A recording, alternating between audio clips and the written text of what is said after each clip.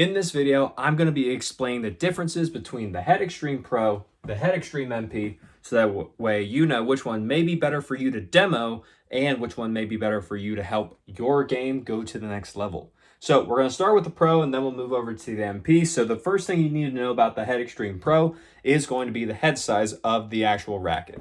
And the Head Extreme Pro, that is going to be a 98 head size.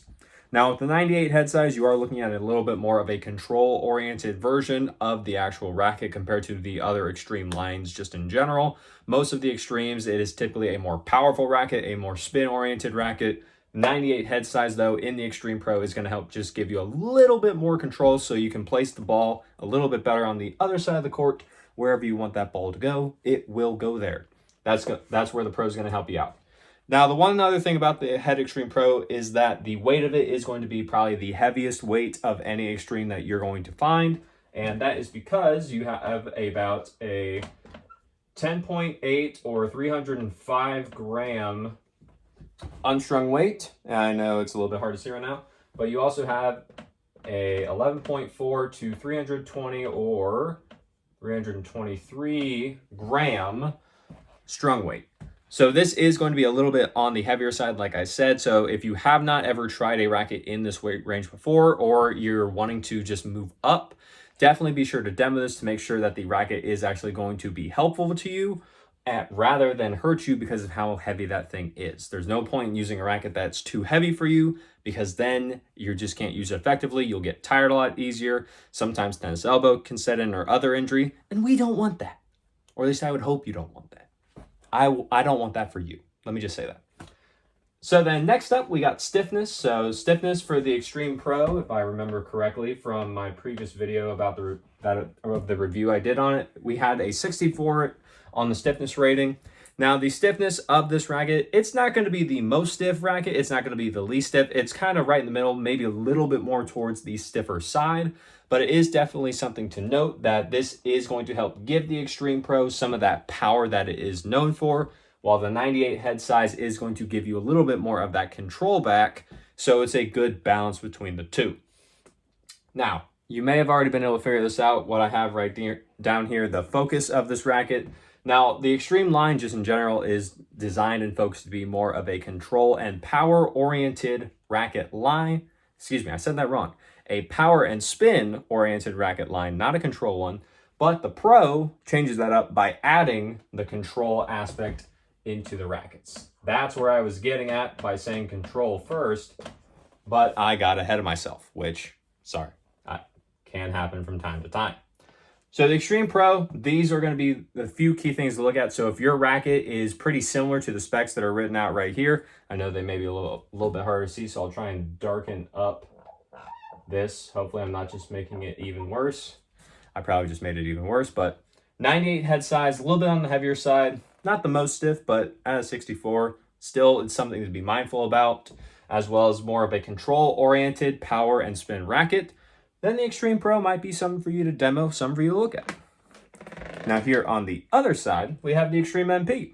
Now this one's probably going to be where a lot of people do tend to go because the Extreme MP is a little bit more versatile and a lot more people can use it just in general. So the reason for that, number one, is that you have a 100 square inch head size. Woo! So the 100 head size, this is going to be the most common. This is going to be the one that's going to be the most helpful in terms of generating spin, in terms of generating power, and just giving you a little bit of a higher launch angle, especially if you're trying to use heavy topspin to push your opponent back. That's where the Extreme MP with the 100 head size comes in, and it's going to be a little bit more just a kind of an all-around style, not as much control as the actual Extreme Pro.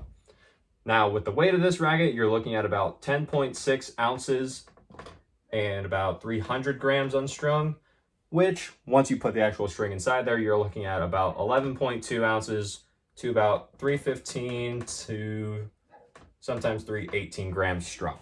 So this one is more like the traditional weight for most rackets. It's a little bit easier to use than the Extreme Pro, a little bit lighter so you can swing through the ball a little bit faster.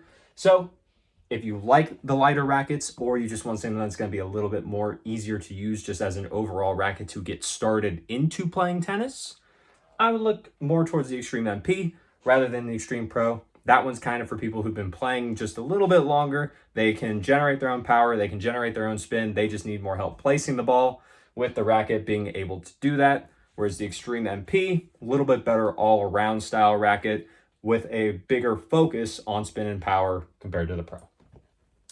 And then with the stiffness on the MP, averaging it out from most of the ones that I've seen, you're usually looking at about a 65 stiffness rating. So it's going to be a little bit harder on the arm than the Extreme Pro, mainly just because it is a little bit of a thicker beam. So that thicker racket beam is going to give you a little bit more power, stiffness, but it is going to be a little bit harder on the arm. Something to be mindful of if you've had tennis elbow or wrist injuries and you don't want that to flare up again.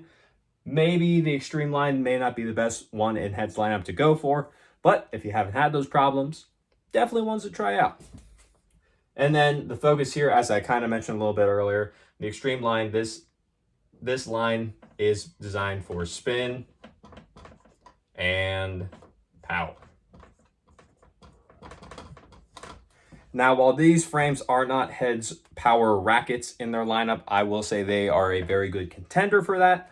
So it is something to be mindful of. If you want a little bit more extra help with spin, or you're trying to compare something against, say, like the Babolat Pure Aero or even the Yonex V-Core line, that's kind of where the Head Extreme fits in. And it is going to be more of an all-around style of play, whereas sometimes the Babolat Pure Aero line can be a little bit too stiff for people, especially just because Babolat frames do tend to be very hard on the arm. Head, a little bit easier on the arm, even though you do have a 64 and 65 stiffness rating. So it's just something to be mindful of, and to be sure to demo these rackets before you go out and purchase any of them, no matter what happens.